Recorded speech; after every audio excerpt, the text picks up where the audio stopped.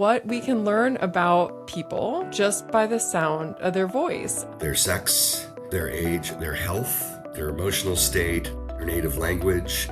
You said health. Like, you can tell when somebody is sick or healthy? Sure. Welcome to the XX Lab, where we explore the science and stories that matter to you. Dr. Greg Bryant, welcome to the XX Lab. Hi, thank you. I'm so excited to have you here today because your work has, it's been some of the most fun work that I've interacted with in the last 10 to 15 years.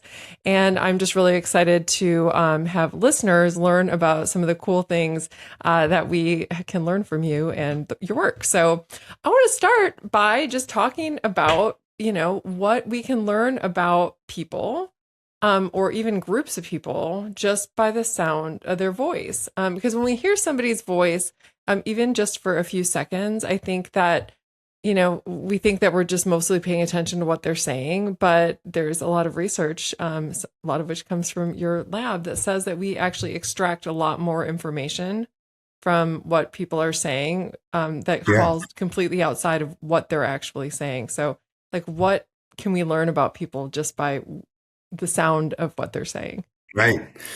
Well, it actually, you said a few seconds, it's even less time than that, I think. I think if you could just hear a person make a vowel sound for 1 second, you could, their sex, their age. I mean, you're estimating, but you can kind of get a pretty good idea of, pretty clearly if they're male or female.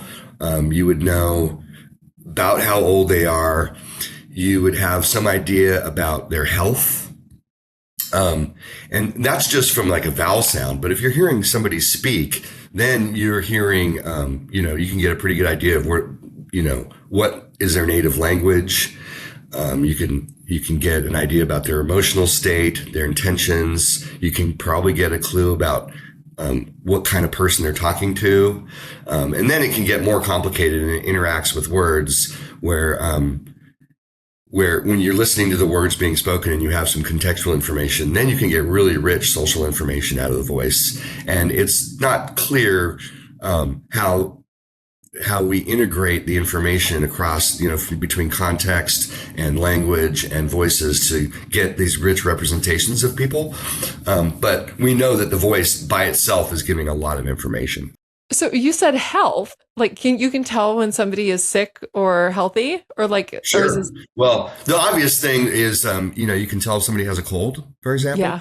Yeah. But you can even tell other kinds of you can't tell things like, does a person have a certain kind of disease like cancer or something, but right.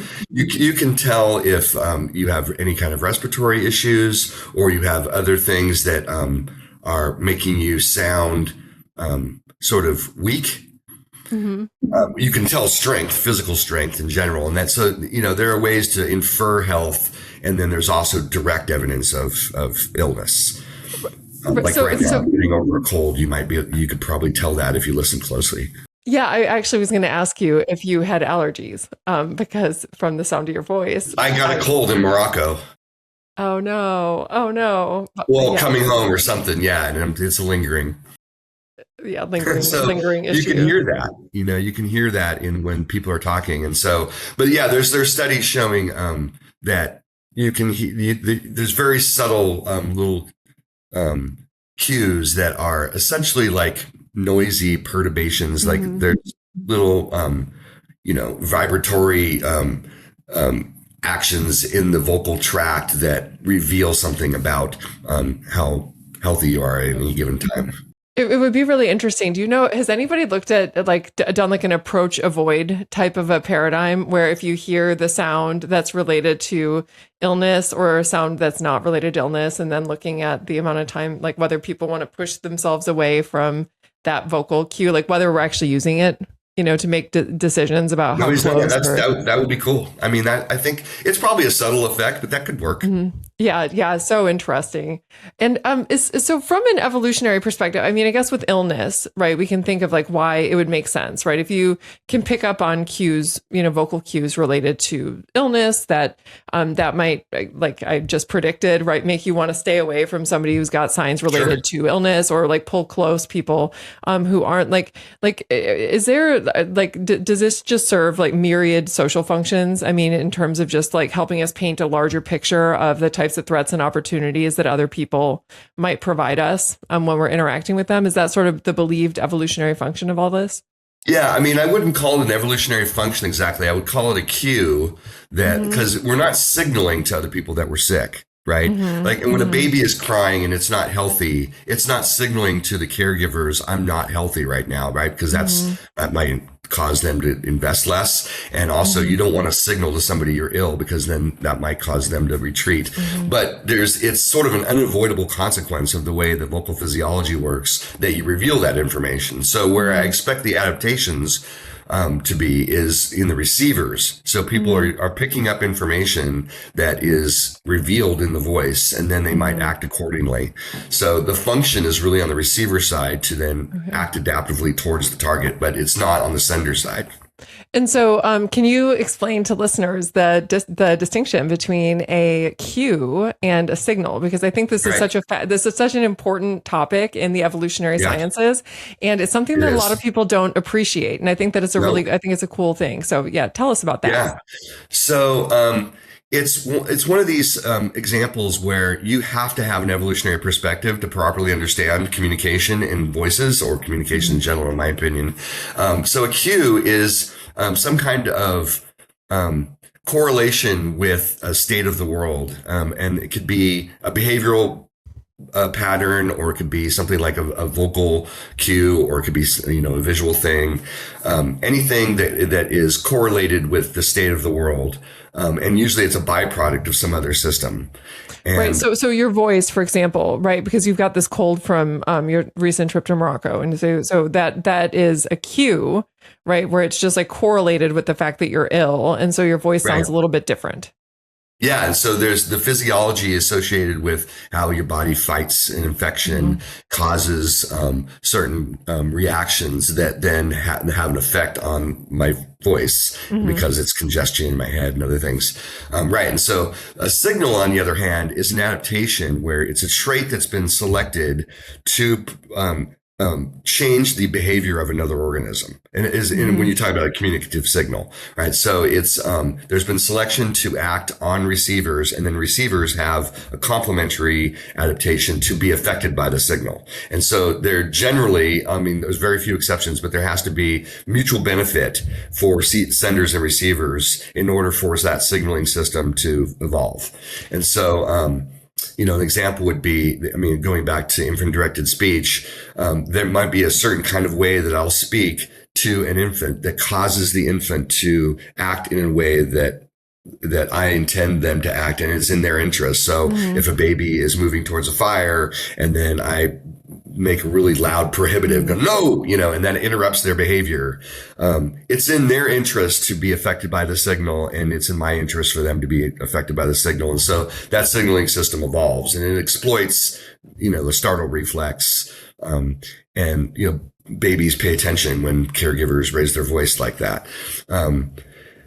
Now, there could be aspects of the way I do it that are not part of the signal design, but are byproducts. And so sometimes it's tricky to separate the byproducts from the cues, but I mean, the byproducts from the signals. But generally speaking, signals are adaptations that mutually benefit senders and receivers, and cues are any information that can be used by receivers to gather information about the world. Got it. So Q is like it's just something is correlated with something else. So again, Yeah. like your raspy voice is correlated with having this cold virus, and so I can pick up on that, right? It's not benefiting you that I pick up on this, right? Probably So but hurting it's you, actually. yeah, but it's benefiting me, right? But it Right. could we could do something where this could turn into a signal. So for example, let's say that I want my husband to bring me soup and rub my feet because I can be like, oh, right. And then the vocalization of, right, it's like a signal, So you right? play Right. it Where up. yeah. So then I'm like trying to signal, right, that Right. like I'm intentionally trying to Right. exploit this. There is one complication there, though, that it's easy to confuse signaling with intent. So Mhm, it's true that people will intend to do things and they act in certain ways, but the signal, it can be more strictly defined as an adaptation. So I mhm, wouldn't say that playing up sickness is an adaptation, right? That's a mhm, strategy because mhm, you have control over your voice, and voice modulation is a really interesting topic of because it involves we have two vocal systems, which we can talk about that later. But so you're using your ability to modulate your voice to then strategically get what you want. And mhm, so there's an adaptation in there and your ability to strategically change your mhm. voice. But it's different than an evolved signal, which is basically um, it's a trait that has been selected by evolution to achieve some kind of function. So there's some subtle distinctions there. It's not just that you intend to do it and that makes it a signal. Okay, got it. Okay, got it. So yeah, we don't need to get too deeply in the weeds on that, Yeah, right? But I appreciate this though. So like a cue is just, something that's correlated with the state, and then a signal is, especially if we're talking about like evolutionarily, it's like there's an an adaptation. like there's a beneficial aspect to both the signaler and the receiver. Do I understand Right. that? Okay, Yep. excellent. Okay, so so before we get into some of the research on signaling and cueing, and the types of cues and signals that voices provide, I'm just really curious what got you into this area of research. What made you really begin to get interested in what is being communicated by the sound of people's voices, or the sounds Yeah. of groups of voices? So I'm a musician, and I think that's the core thing that got me into the sound and communication. So I've always been into music, and then I started playing music, and I became interested in how music was related to language and how they interacted. And so I did my undergraduate work at San Francisco State in psychology, and I took a psycholinguistics class there, and then I wrote a paper on language and music, the relationships between them, and that just sent me down the road. Basically, it was that paper that I just discovered this literature that connected prosody, which is the melodies of speech, to music structure and emotions and music in particular. And I wrote this paper, and then I kept working on it after the class was over, and I eventually presented it at a conference. My first talk I ever gave was at AAAS, and which is science. It's amazingly well. It used to be really amazingly easy for undergrads to give talks at AAAS. Oh wow. I'm not sure if that's true anymore, but I submitted a thing and they took it. So, and it was just a theoretical paper, like that was talking about the connections between these things. I didn't have data at the time, and I realized that I was really interested in this, and that this could be my job, just studying this kind of stuff. And so that sort of set me on my course of just looking at speech and language. And then I started my PhD at Santa Cruz a couple years later. I'm working with Jean Foxtree, who studies spontaneous speech, so she's interested in just natural speech, the way people talk, as opposed to using actors or linguistic corpora or whatever. She was really interested in that, in spontaneous speech. And so, but she wasn't into evolution. So we kind of like started working on projects looking at spontaneous speech, and that was an important component of my training. And so, yeah, most of my work is tied to those things. That's so interesting. I think that I know a lot of people who are musicians who ended up in psychology for one reason or another, either because Yeah, they're interested in there's a bunch. communication, or the way that the brain processes, speech and communication and Yeah. sound generally. So one of the areas of research that I want to talk about first that you've done that I think is so cool is some of the very first speech we ever hear, and that is Mother E's. And I Hmm. think that listeners will be very surprised and but also kind of nod at this. general idea that people change the way that they talk when they're talking to babies, and that this isn't just something that we do here in the US, that this is actually something that happens everywhere. So I'm wondering, can you tell us a little bit, what is motherese? Like, why do we do this? And does everybody do this? Yeah. So the question of whether everybody does it has, I think, been pretty much resolved. And it used to be a little contentious because people made claims that in certain societies, people didn't use infant-directed speech or motherese. And it turns out there is a lot of variation in how much people talk to babies. So in some places, it's true. People just don't talk to babies very much at all. And so if you're not talking to the baby, then you're not using infant-directed speech. But when they do talk to babies, they do it in a very similar way around the world. So, and in the US in particular, probably we do it more than anywhere else in the world. There's various evidence for that. Nobody's tested that directly, but it's pretty clear that's what's going on. More exaggerated acoustic features and a lot more talking to babies and to animals, I think, too. What are the features? Like, really quickly, like what are the features that like, how do we know that this is infant directed speech? What is it like? Right. What makes it different? Yeah. So generally, infant-directed speech is slower, often higher pitched, though it depends on the intention that you're communicating. But it's generally higher pitched and higher pitch variability. Those are the three things that are most robust across cultures. So you kind of you get this kind of gentle and high pitched and kind of playful kind of sound, right? And so the functions of it vary over time. I think in the very early stages of development, it's usually for emotional communication. So you sort of caregivers want to make their intentions very clear emotionally. So if you want to soothe the baby, then you have extra efforts to be very soothing in your voice to get to down regulate their emotions. If you want to encourage behavior, then you have more excited, higher pitched and pitched rises that encourage behavior. Prohibitives, like I mentioned before, are going to be lower pitched and loud and abrupt.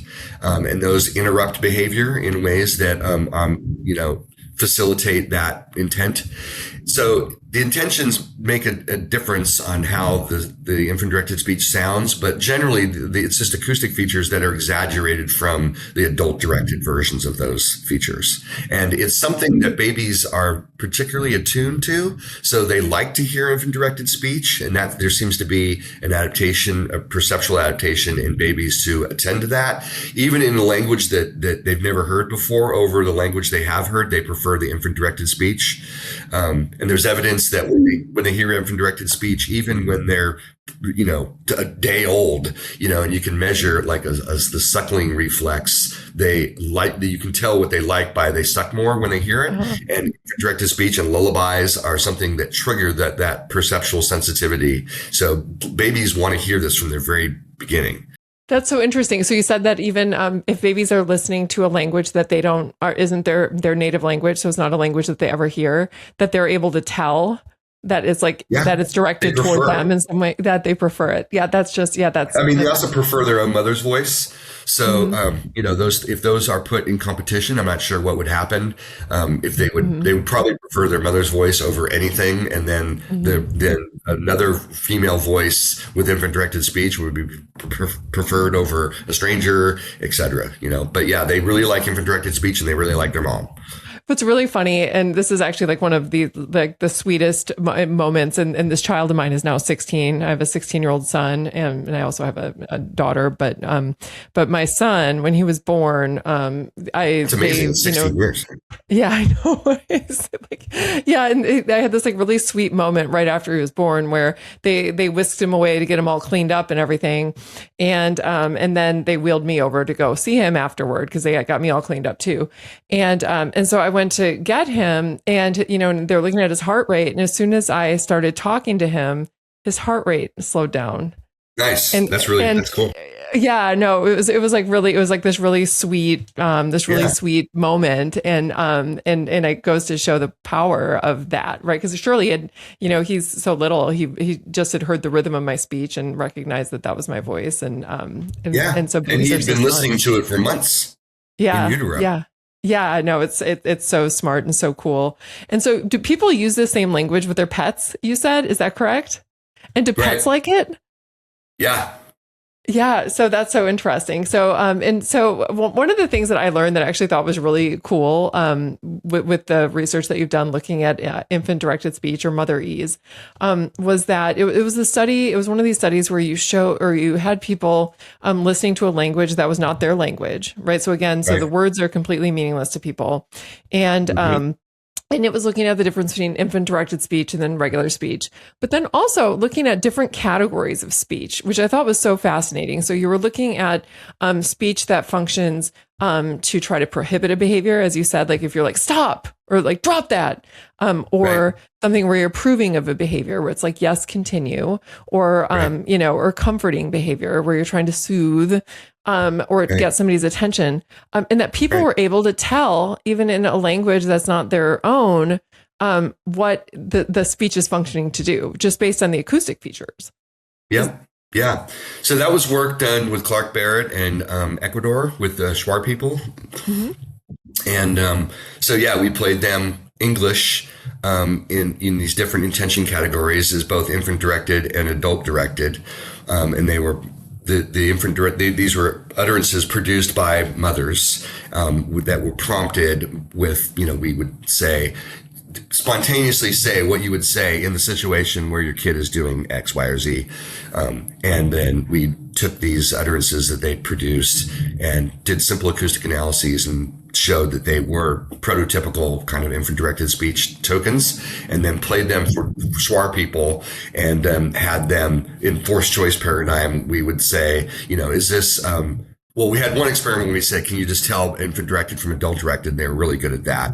But then we also had, in a second experiment, we would just have them choose between two categories, and where one of them was the correct answer of what kind of category it was. And they were highly accurate. And then the errors they made were predictable based on the overlap in the intentions. So for example, getting your attention overlaps with a prohibitive, right? Because Mhm. part of the prohibitive is you get the infant's attention. And Mhm. so they would mistake those two, whereas they wouldn't mistake prohibitive from approval. Right. So you could Mhm. do a signal Mhm. detection analysis to show the errors, and the errors are is as informative as the accurate responses, because then we Mhm. can explain why we could predict the errors. And Mhm. so there's a form function relationship between the acoustic features that people produce and then the intentions that they're trying to convey. And those kinds of things are clearly perceived by people who have never really heard English before and didn't understand any of the words. Yeah.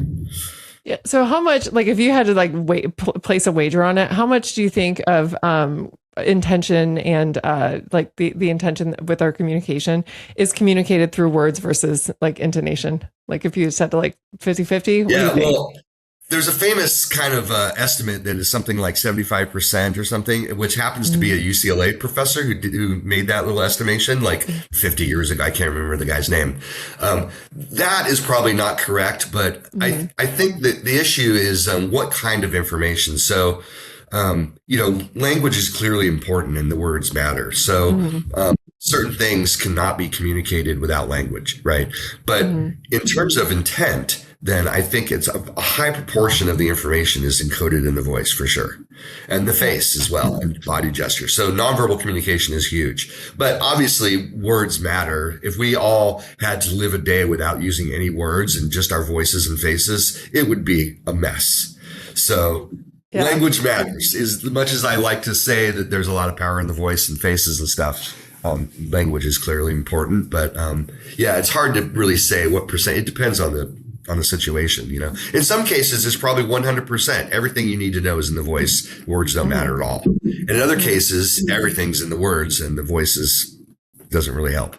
Yeah, I think with the emergency thing, as you were saying, like I think that it's all about like like the stop and getting your attention. Like I think that one is sort of universal. And I remember Super when, clear. yeah, like when I was traveling, I don't even remember where I was traveling, but it was like I was about to step into traffic and get hit by a car, and somebody yelled something, and I knew that I needed to step out of the street because I was looking the wrong way. I must have, I think I was in India because it was like the cars were going the wrong way, and it was not, but I knew exactly what was happening, and I had no idea what was being said, but Yeah. Right. totally Yeah. communicated. Yeah, Yep. which I think is so interesting. I want Glad to it worked.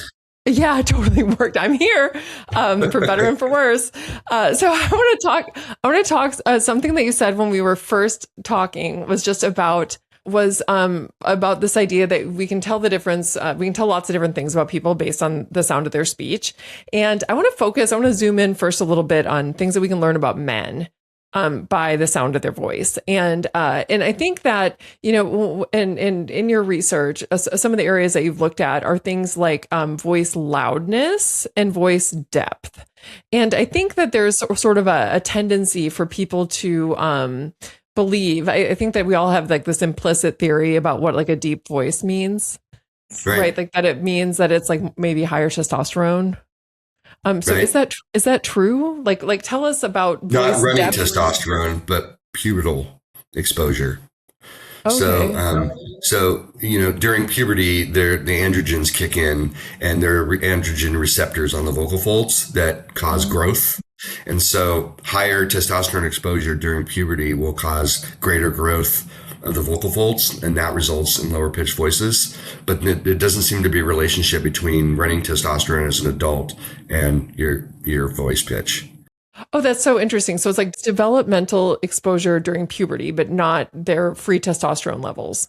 So would this be the same thing like with the 2D40 finger ratio, right? Are you aware of that Maybe, yeah. research? Right, Yep. where you find that like you can have a more masculinized or more feminized digit ratios, and so we might find that it's correlated. The lower male voices are correlated with Right. having a more Though masculinized. they've made so many amazing correlations, most of them are probably not real, between 2D, 4D, and like where you sit in the orchestra, and I mean, all Yeah. kinds of crazy stuff where I think the relationship with voices is much simpler. Mhm. But yeah, it's basically an index of testosterone exposure during puberty. Yeah. Okay, so male vocal qualities, like if we're talking about loudness and depth, what kinds of are these cues or are these signals? Like Right, that's a good question. Voice pitch is clearly a signal, and I think but it's a signal of being male. okay, yeah. So I guess Nothing right. else, maybe. Oh, okay. So there's not any relationship like within men of like the depth of the male voice and anything that is important for a romantic partner or coalitional ally to know. No, I mean this is an ongoing debate a little bit, and David Putz and I debate this. He thinks that I mean, there's some evidence. I'm actually on a paper coming up that's going to show this, even though I dispute some of it, showing that there is some relationship between voice pitch and physical strength. Mhm. I've never been able to show that. Most people have not been able to show that, but David has shown that it's a very small effect. Kasha Pisansky did a meta-analysis looking at pitch and formants, which is another aspect of the voice that correlates with body size. And there's really very little evidence that voice pitch, if there's an effect that's small, the voice pitch is related to physical strength. The common belief is that lower pitched guys are going to be stronger. Right. That's just what people think. And the fact that they think that is interesting and has effects. So low pitched voices are associated with dominance and political decisions, and it's the attractiveness ratings and all kinds of things. But Mhm. which is interesting perceptually. But I think the only real relationship is that low pitch is associated with testosterone exposure, thus that you're likely a male. You had said that that lower male pitch voice is related to social dominance and what was it, political? Yeah, like if you pit two men in a Mhm. political decision, people tend to pick the low pitch voice man Mhm. in like an Mhm. election. So is this like on the receiver, like the perceiver side? Is it so on the Yeah. perceiver side? So I hear a low male voice and I think that he's higher in social dominance and that he's, more politically astute. But he's not necessarily more politically astute or more socially dominant. This is just all in my perception. I mean, perception can cause the effect in a way, right? So there could be social dominance effects because people perceive it that way, but it's not totally clear why they would do that. And it could be an artifact of those kinds of experimental paradigms, and that in real life situations, that's not really something that you use. I mean, because if it's not really correlated with that, then people shouldn't really be using that as a source of information about that dimension. Now, and as far as strength, that I think what you were alluding to, the loudness thing. And so in my work and some other work, what we've found is that the one acoustic feature that actually correlates with physical strength is loudness. And it makes sense if you think about, if you're a guy and you decide you want to get stronger, you have your voice, and then you decide, I'm going to get strong, and then you lift weights for a year, and then you get physically stronger. Your voice doesn't change, right?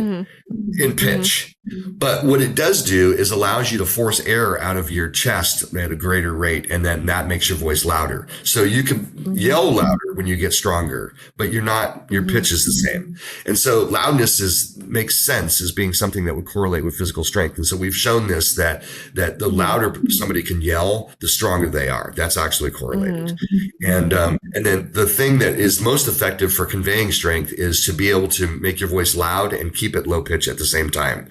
Because when you do increase the loudness of your voice, you necessarily raise the pitch, because that's one of the mechanisms of pitch modulation is loudness. So if I start yelling, my voice goes up in pitch, but then I have to do other things to sort of try to, to counteract the effect of my pitch going up when I yell. So I got to keep it low at the same time. And that seems to have the most, strongest effect on people's judgments of strength, is low and loud. Low and loud. It's really interesting because, I was thinking about it and thinking about the fact that, I'm thinking about a mate choice perspective because, I studied mating for so long that I can't not think about that. And I think about, like, if a woman perceives a deep male voice as having all of these qualities related to social dominance and whatever, even if they're not true, ultimately it's like creating this picture of this desirable person, right, who presumably has good genes, right? Because if you're having high exposure to testosterone during development, that suggests that your body is allowing that to happen, despite the fact that testosterone has an immunosuppressive effect. And so if your body is allowing testosterone to continue to be released at high levels throughout development in a way that leads to the thickening of the vocal cords, that even though women's believe, like, even though the link between the deep male voice it is not actually linked with actual strength. I mean, but sometimes it is, as your paper will show, and as David puts his work as pounds sometimes, right? The small effect. But that it may essentially like create this vision that essentially leads women to pursue men with good genes, right? Even though the beliefs that they have aren't necessarily instantiated in reality. The immunocompetence idea, the jury's still out empirically, but I mean, I've always thought that made sense. And so that you can tolerate high levels of testosterone is giving information about how healthy you are. And so that could be a reason that women pay attention to that dimension. So it could be a signal not only of maleness, but of your immune capability. So I think that's a pretty good way to go. Actually, with this paper with David that we have coming out is making that case, and there's hormonal analyses, and so I think the evidence is coming in. But I think one question is, to what extent is high testosterone actually bad for you? And I think that's where there's a little gap in the research, where there's not a lot of evidence for that exactly. I do know that the high testosterone is bad for males in certain ways, like it causes them to do stupid things. Well, so we actually have some work published where we find, and other people in immunology labs, because we did this in some we did a psychoneuroimmunology type project project where we were looking at mating related trade-offs between testosterone and immune function. And you do see a negative relationship between those two things. Yeah. And so like higher levels of testosterone are related to less proliferation in response to bacterial threat and that sort of thing with white blood cells. And so which does suggest that, especially, if you during development, if your body is willing and able to make that trade-off where it's like, I'm still going to go ahead and release lots of testosterone because we've got this, with the immune challenges, like I don't need to worry about getting sick because my immune genes are so thrifty that I got this. And you could see that could be a nice cue and signal of potential genetic quality, which then in the mind of women, because of course our brains don't think that way. They don't think like, oh, good genes. Instead, it's just like, wow, that guy's socially dominant and all of these other things that might not even be true. But ultimately, it's still leading you to like a guy who's going to be like a quote unquote good mate. And I would call it a signal. Yeah, I would call that a signal too, right? Because everybody, you benefit from that, right? There's been selection on the voice to convey that information and affects people's judgments, and it's beneficial for them. Yeah. And so, but with loudness now, does loudness, like in addition to potentially, signaling something to a potential mate, is that one of these things where it will also signal to a rival? So like if a man is speaking loudly, do people perceive him as being more scary and socially dominant? Nobody's really looked at that exactly. That's definitely something on the menu for things to start looking at, how a loud voice would affect somebody's judgment. And I think one thing that's important is not just absolute loudness, but you can infer how loud a person might be able to go by hearing their voice in a normal interaction. So, and this is something I've been planning to look at more with pitch as well. At any given time, I think we can judge where somebody is in their range of pitch and loudness. So if I start raising my voice and it seems like I'm getting towards my peak loudness and it's not that loud, then you might make a judgment of how strong I am, even though I haven't yelled as loud as I can yell. And then you can see how much my pitch goes up as a function of the loudness. And I think people can make judgments about that as well in terms of where you are in your range. And so I think that could be important. But for communicating formidability, loudness is definitely playing a role. And people make judgments about formidability and fighting ability and things like that based on loudness. It's funny because so my husband is a corporate lawyer, and one of the things that greased the wheels when we were dating is I would hear him on the phone with clients, and he's got that loud, like that loud, like rah, rah, rah voice, and like authoritative voice, and that kind of like sealed the deal. It was just like nice. I was so attracted to that, and I think that there's a thing, in the female brain where it's like, wow, like it's like, adaptive to be able to control social situations, and the voice is one of the mechanisms we do that. Yeah. Do men strategically modulate their voice in competitive situations, like to sound tougher than they are, or might they even do the opposite if they don't want to have their ass kicked? Like, did men lower their voices to try to stay safe if they're in a situation? There's not I actually have some unpublished work on this, but there's a few studies out there that show both what you just said. So, people will lower their voice when they're faced with a competitor who is large and potentially formidable. If they think they might be a competitor, then they do this competition, which is like an animal signaling dynamic we see all over the place. You have two red deer meet, and then they start vocalizing to each other with their roars. And then eventually one of them decides, well, not every time, but usually one of them decides, okay, I can't take you. And then it de-escalates. But if they both think they can handle it, then you get a physical conflict. But the signaling is designed to avoid the physical conflict, right? That's not really great for anybody. And I think there's a similar thing going on with voices where if men are faced in a situation where they know they can't take the competitor, then they will defer and raise the pitch of their voice and then become submissive. That's cool, man. It's cool, Yeah, that's really interesting because even when you just said that, your voice went up a little bit, right? That's so interesting. I've heard also, and I think that I was at a talk, and I think it was like Franz de Waal or something. This was years ago, but he was talking about the research that they've done looking at matching somebody's vocal like cadence Right? based on rank. And so like people who are lower in rank will tend to match their like the sort of rhythm of the more dominant speaker. And this Are is you in people. Okay. Yeah, and this is in people. Women, their selection to sound feminine, right? And it gives evidence of what kind of hormonal exposure happened during puberty in women as well, in the same way.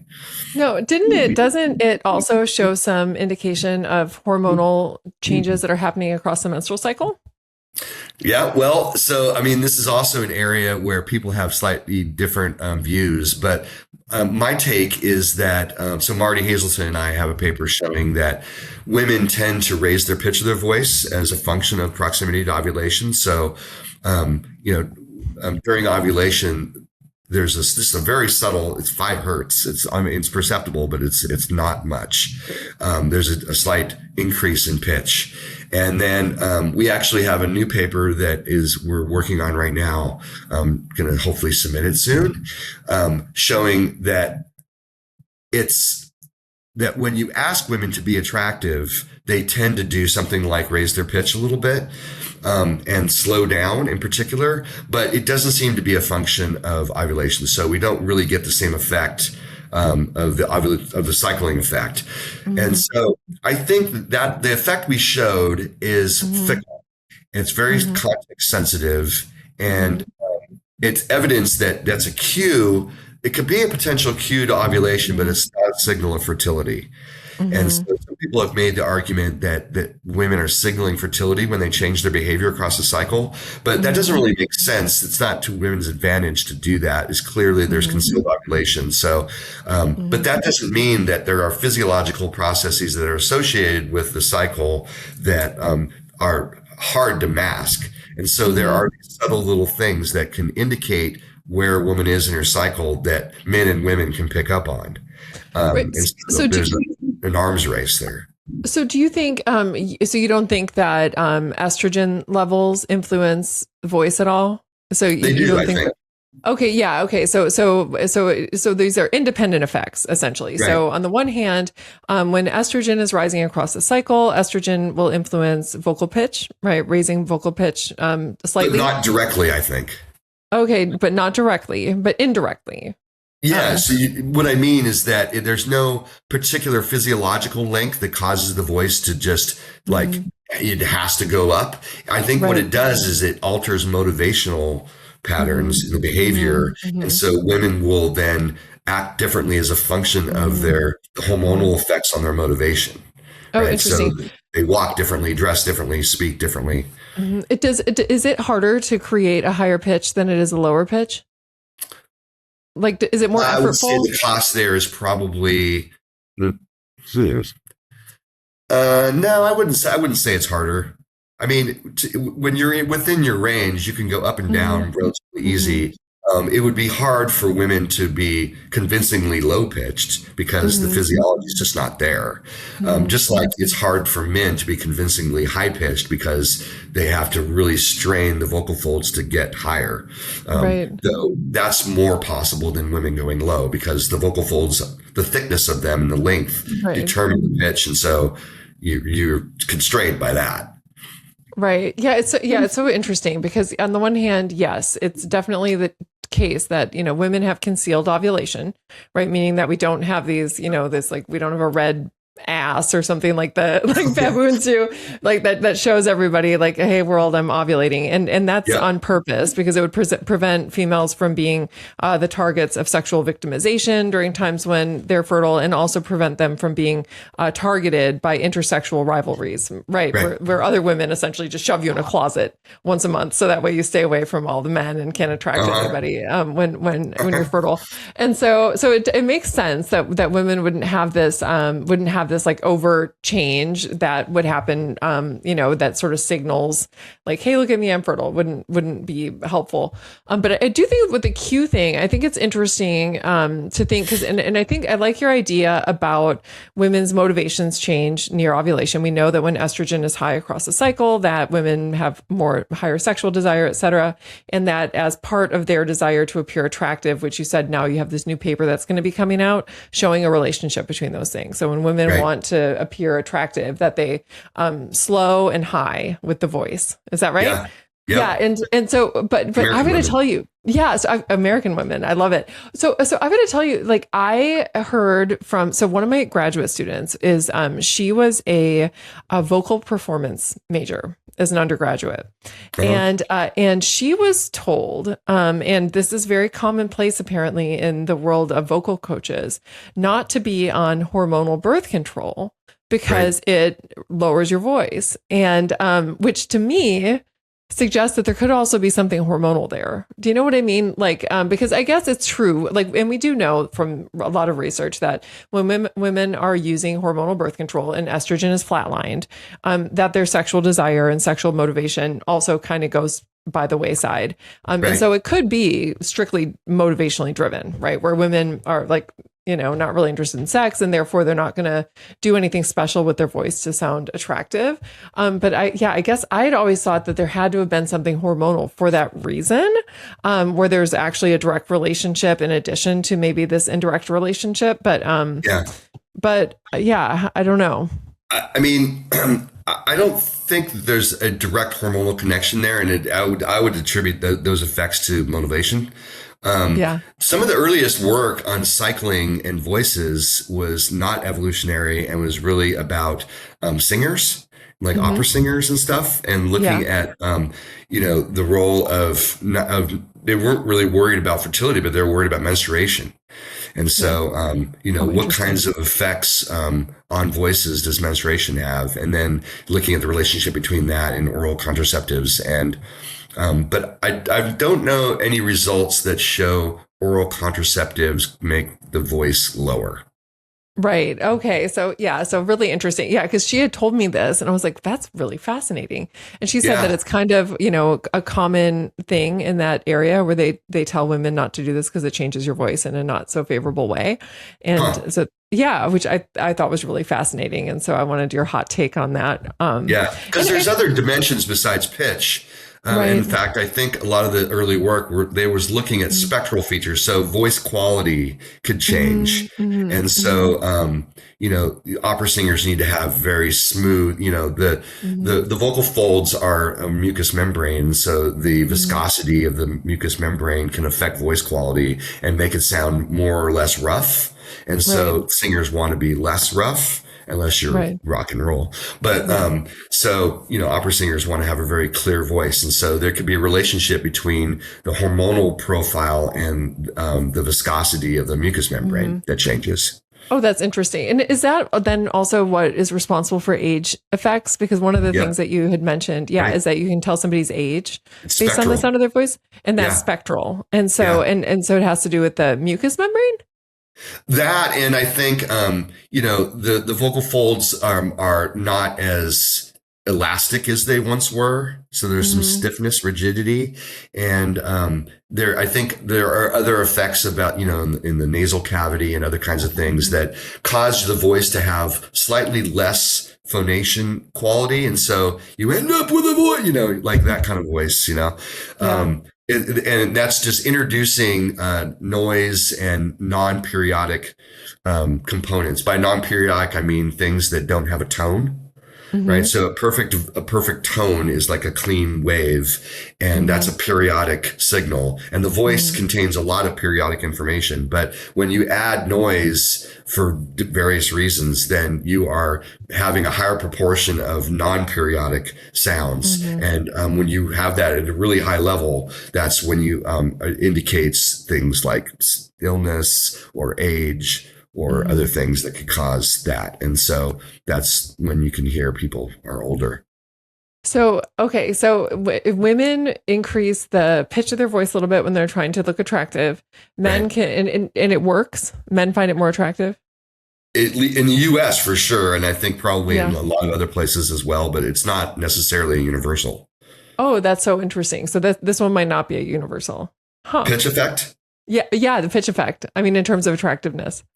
Yeah, no, I mean, I think it's pretty clear it's not universal, but I think it's pretty common. It's But common. like I said, it's still, women are still within a range that is typical feminine Right. vocal ranges. There's no place where, it's sexy for women to talk like that. Yeah. Yeah. But I Yeah. think there's another thing that I've always wanted to investigate. I haven't really, there's so many projects. And that is that breathiness is an important component of attractiveness as well. So, and breathiness is another example of introducing these non-periodic elements into the voice where a little air is also detectable perceptibly. And that adds that kind of, the difference between high and high, Yeah. and you can measure breathiness. And I think that when something is perceived as higher breathiness, it also could be mistakenly taken as being lower pitched. And so there's an interesting thing where if you introduce breathiness, then people tend to think that's more attractive as well. Oh, that's really interesting. So if a woman wants to make herself more attractive to a mate, right? Breathy and a little bit higher. Yeah. And for men, it's going to be deeper and louder. Yeah, and maybe a little more variable in the fundamental frequency too, not monotone, so just have, higher pitch variability, breathy and slower. I love it. So one of the things that whenever I think of your work, I think about this phenomenon about the phone voice. And I don't know whether or not you know about the phone voice. Like when I don't do it as much now that I have a cell phone and I know who's calling. But Right. like it used to be when I answer the phone, like, hello. Right. It was just like this high, like totally uncharacteristic voice. And I was talking to some friends of mine who were guys. So I first noticed the fact that I had a phone voice when I was in college. And I was like hanging out with some guys and they were like, yeah, no, we have that too. It's like, hello. And so they have like this low, like, are we constantly like, is that a thing? So I'm guessing it's a thing, right? Like I'm not the only person who does this, right? Sure. Who like modulates their voice when they're like answering the phone or having a unexpected encounter with somebody where they like try to doll up their voice. It's like essentially like quick putting on makeup and like putting on some lipstick and answering the phone and like dolling up my voice in a little way or like in this other way. Like how much do we do this as humans? I think we do it all the time in all kinds of different situations, right? I mean, when the server approaches you at the table, hi, kind of thing. Yeah. Or, the answering the phone is an interesting thing because that's not really, you're right. Now you kind of know who's calling or you don't answer.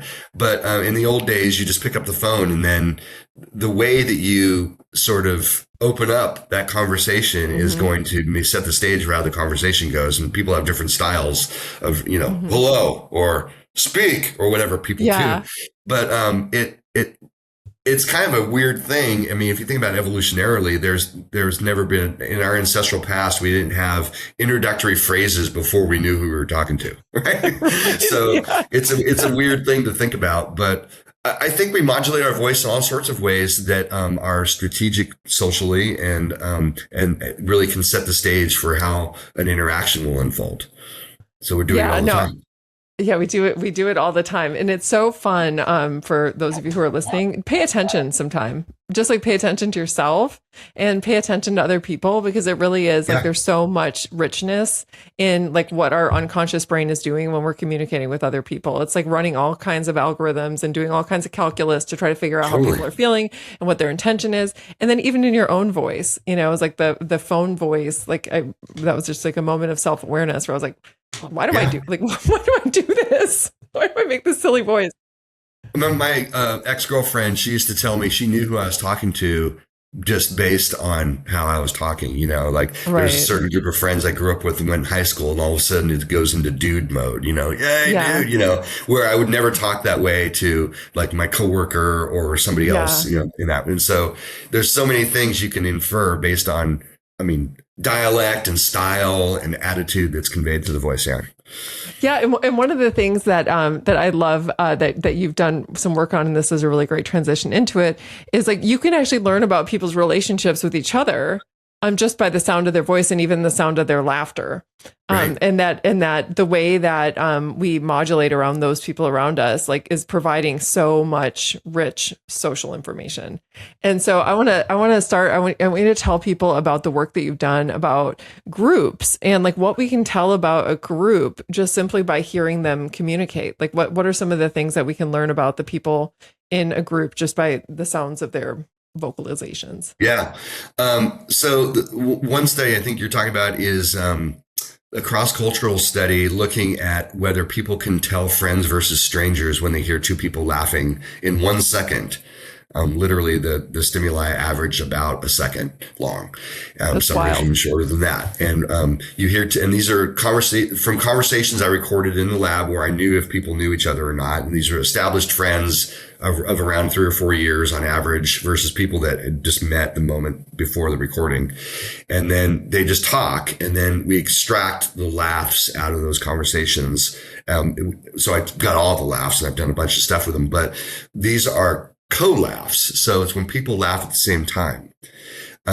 And so you can extract those, and we do it systematically. We're not cherry picking. Just extract these co-laughs and then play them for listeners. And then it's just a simple forced choice. Are these people friends or strangers? And they are, in fact, either friends or strangers. People around the world, everywhere we went, including hunter-gatherer cultures and rural cultures all over the world, could tell much better than chance whether people were friends or strangers just by hearing them laugh for 1 second. And, why are we good at this? Well, yeah. So if you think about, when people are in conversation, generally when friends are in conversation, they laugh more than strangers, and they are more emotionally engaged.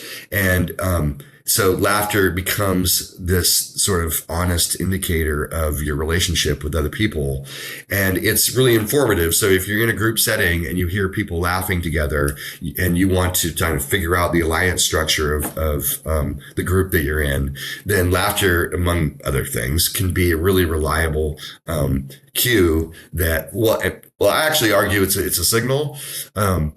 But for our purposes right now, we can just say it's a cue of relationship status when people are laughing together. And there's acoustic correlates that seem to be revealing it. It's really about arousal. So when you're with familiar people and you're with friends, the arousal in your nonverbal vocalizations is greater, and that has acoustic consequences that are highly detectable. And so it's basically the things that are different between friends laughing and strangers laughing are really just functions of arousal.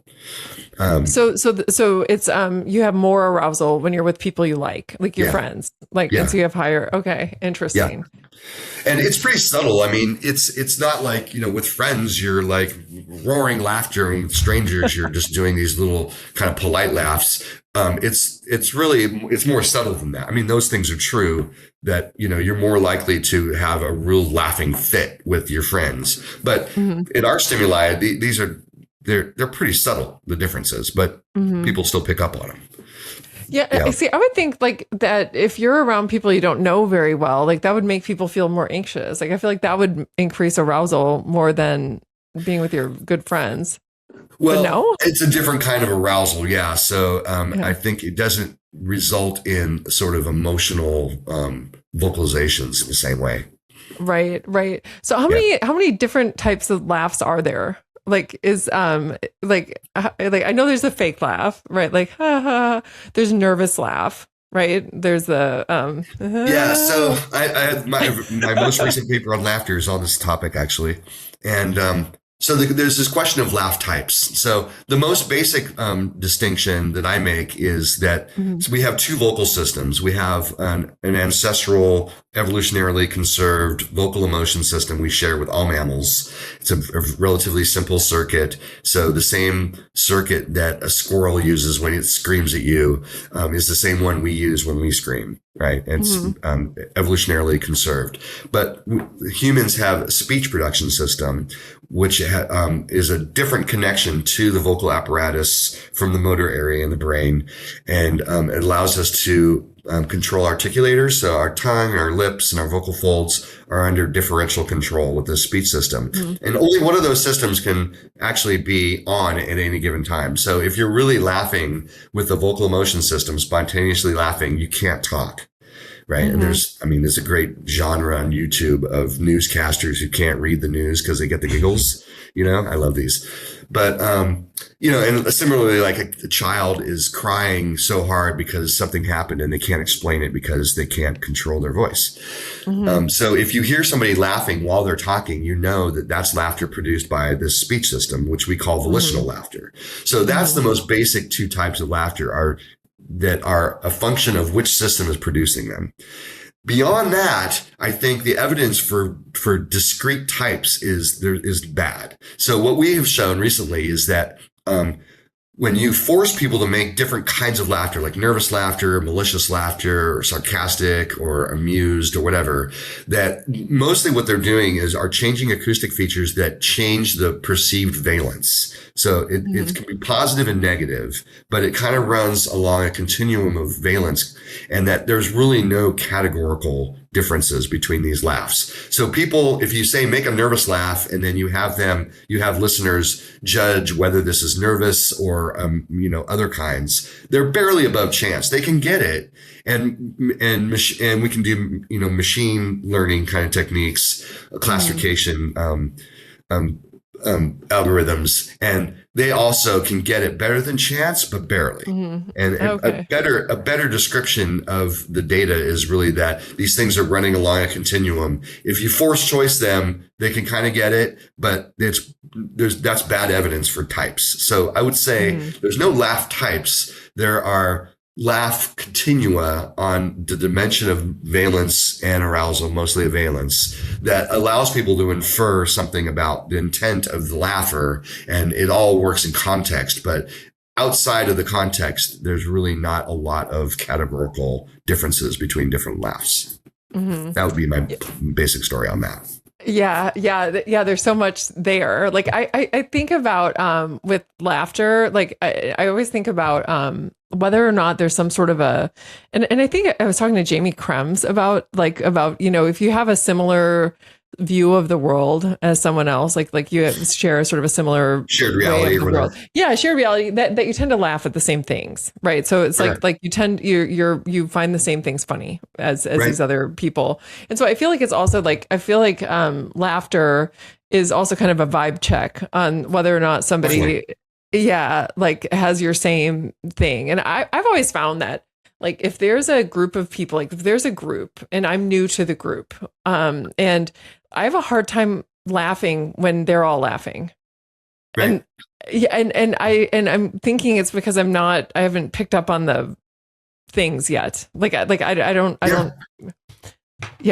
know. The approach that we've kind of taken is encryption. There's an encryption theory of humor. This was developed with Tom Flamson and Clark Barrett, and the idea is that humor is a kind of encryption where I'm saying something where the thing that makes it funny is unstated, and that if you have the information, you recognize why something is funny, and then you'll laugh, which is a signal that you have that information, and then I can recognize that you get it. And timing is everything, right? So if you're a little late with the laugh, then I can probably make the inference that something is supposed to be funny, but you don't know what it is, and then you try to laugh anyway. Whereas if you really get it, you laugh in the right time. I think rhythm and time is so important and understudied. And so that encryption idea really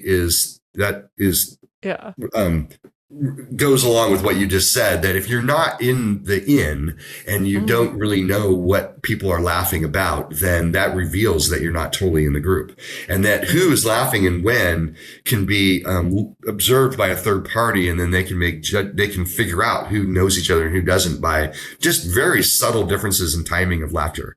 Right. So if somebody's just a little late on the laughter, then you're like, okay, they're different than these people on some dimension. Yeah. That's so fascinating. There's probably a lot that people could infer about my inability to fit in certain groups based on the way that not just you. I mean, that's just human nature. I mean, that's the way it works. Yeah. One thing I was going to say about the laugh types is I think people believe that laugh sounds unique for that type because they understand it in context. And so Hmm. there's an illusion that the information's in the laughter when actually, if you isolate it and do the empirical work, it's not there. And I think that's true for a lot of different kinds of signaling systems. So like you might, if somebody says something nasty to you, you might think they made a nasty face. But Hmm. if you looked objectively, they didn't really make a face, or you might think Hmm. it sounded like the way you, I mean, this is like, you know, you have these kinds of arguments with partners, right? It's just like you said it and the way you, I didn't like the way you said it. Yeah, You it's know, it's not what like, you said. actually, I It's don't yeah, think I how you said it said it. any differently, but Yeah. you recognize my intention. And so then you think that the nastiness is in the voice, but it wasn't really. Now, sometimes it is, but I think we sometimes have this illusion that the information is in the medium when it's Hmm. not. Right. So what are some things that we can do, like based on all of the research that you've been doing for all these years and everything you've read and everything you've done yourself? What are some of the things that we can do to be better listeners and actually pick up on all the cues? Well, there's the classic thing of, are you listening or are you preparing your next thing you're going to say? Right. Hmm. So instead of preparing the next thing you're going to say, you should just listen and stop. Right. But yeah, I think in general, it's better to just maybe talk less and listen more in general. Right. I mean, um, if you slow down and just try to like pick up on the different information that's available, then I think you'll have a better understanding of your partner, whoever it might be, a friend or your romantic partner, whatever. I think sometimes just shut up a little bit, listen is powerful. Because I think there's definitely a focus on when can you talk, right? And people are Hmm. trying to like get their word in, and that disrupts their ability to really listen more deeply to what people are saying and how they're saying it. I guess that Yeah. would be shut Yeah. I up. was just, That would be my advice. I know what I really loved about our conversation is that you really did validate so many women who say it's not what you said, it's how you said it. And now Right. we can just like pull up your website with your giant list of publications and say Bryant et al. You know, I mean, though, I'm kind of saying that it's not how you said it, actually. But so it's a tough one. I think there are cases where people say one thing. I mean, and this, I Mhm. studied sarcasm in the very beginning of my career, and it's like where your voice is contradicting the words. Right, But I mean, this happens in non-sarcastic things too, where it's just like, okay, I'll do that, and the way you say it is you don't want to do that or whatever, right, And yeah, so that's definitely true, and that's it's sort of, it can be a passive aggressive strategy where you on the surface you're agreeing, but non-verbally you're not.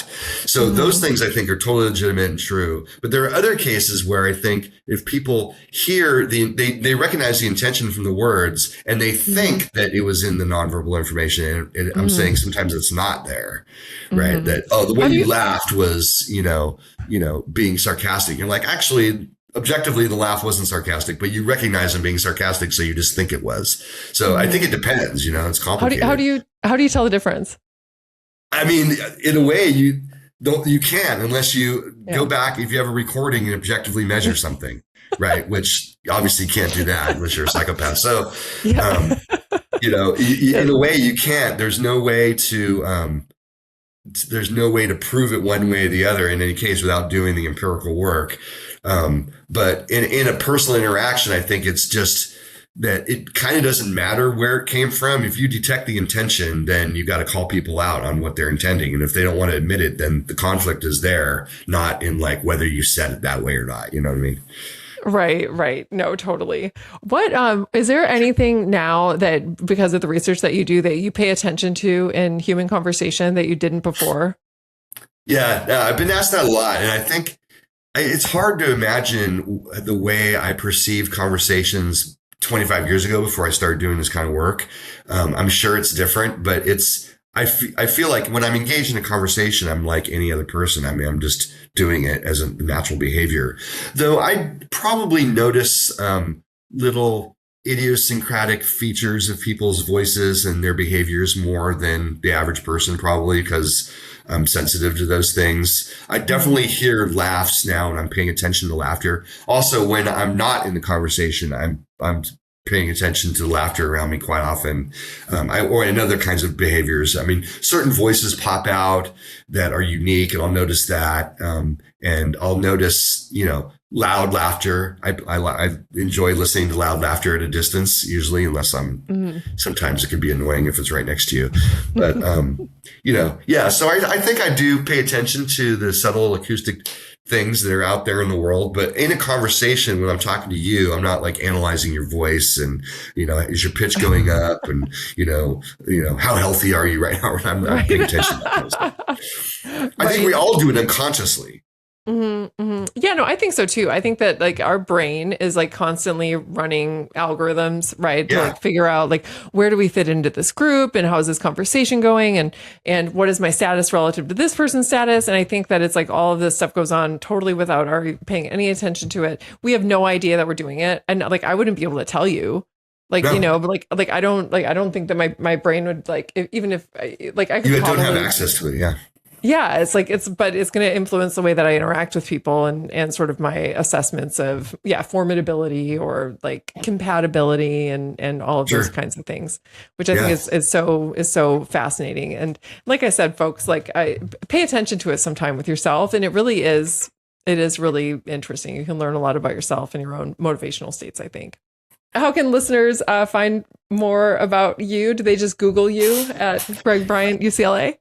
Yep, exactly. That'll take you to my page that has most of my publications are there, and there's a link to my music site. So I released an album a little while ago, and I'm going to have upcoming musical releases. So I still do music, and I have an album. So you can go listen to my album on Spotify or iTunes or whatever. It's under G Bryant, just G, and there's a link to my music page on my academic page at UCLA. Awesome. Yeah. So definitely, and I'll put this on the show notes so everybody, you can find his website, also find the music. Yeah. And I just really appreciate your time. This was so much fun. Yeah, cool. No, thanks for inviting me. It was fun. All right, great. Thanks. And that's it for today's episode of the XX Lab. If you want more, subscribe wherever you get your podcasts. And if you're enjoying the show, a rating or review helps other people find it. See you next episode.